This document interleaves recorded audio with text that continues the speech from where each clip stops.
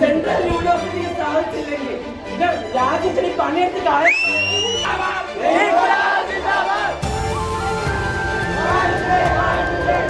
അപ്പോൾ hello guys,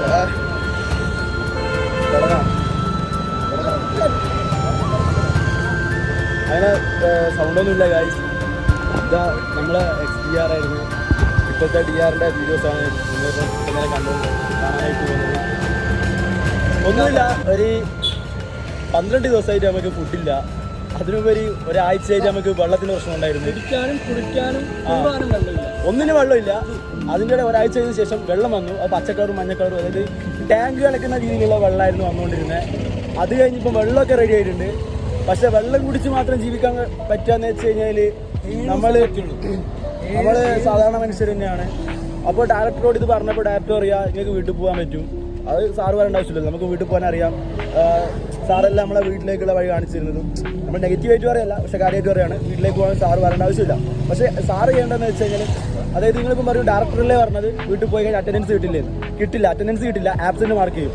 ഞാൻ വീട്ടിൽ പോയ ഒരാളാണ്, പക്ഷേ എൻ്റെ ഫുൾ ആബ്സെൻറ്റ് മാർക്ക് ചെയ്തിട്ടുണ്ട്. സാറ് പറഞ്ഞതുകൊണ്ട് തന്നെയാണ് ഞാൻ പോയത്. അതിനുപരി ഇവിടെ ഉണ്ടായിരിക്കുന്നതെന്ന് വെച്ച് കഴിഞ്ഞാൽ മറ്റ് ടീച്ചേഴ്സിനെ ഈ സാർ ഇൻഫോം ചെയ്തിട്ടുമില്ല.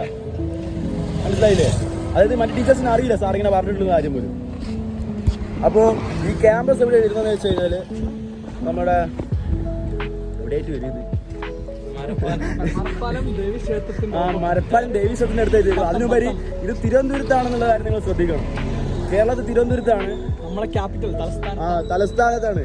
അപ്പോൾ കേരളമേ ലജ്ജിക്കൂ എന്നുള്ള പോസ്റ്റ് തന്നെ ഞാൻ ഇത് തംബ്നെയിലായിട്ട് കൊടുത്തത് അതുകൊണ്ട് തന്നെയാണ്. ഓക്കെ, എനിക്കിത് സെൻട്രൽ യൂണിവേഴ്സിറ്റി ഓഫ് കേരള, അതിനുപരി ഇത് തിരുവനന്തപുരത്താണ് നിൽക്കുന്നത്. നമുക്കിവിടെ കുടിക്കാൻ വെള്ളമോ ഫുഡും ഇല്ലാതെ ഒരാഴ്ച നിന്നിട്ടുണ്ട്. ഇപ്പോൾ വെള്ളമുണ്ട് കേട്ടോ, വെള്ളം ഇല്ലാന്നൊന്നും പറയുന്നില്ല, പക്ഷെ ഫുഡില്ല. ഫുഡിൻ്റെ തന്നെ ഇപ്പോൾ നമ്മളിപ്പോൾ ഉച്ചയാണ്, ഉച്ചയ്ക്ക് ഫുഡ് വരുത്തിക്കൊണ്ട് പോവുകയാണ്. അപ്പോൾ അതുകൊണ്ടൊക്കെയാണ് നമ്മളിങ്ങനെ ഒരു പ്രൊട്ടസ്റ്റ് ചെയ്തിരിക്കുന്നത്.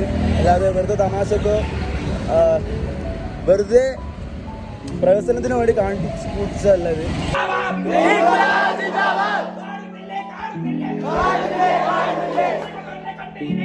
ഓരോ വിദ്യാർത്ഥികളുടെ ലക്ഷ്യം ഉത്തരവാദിത്വമാണ്.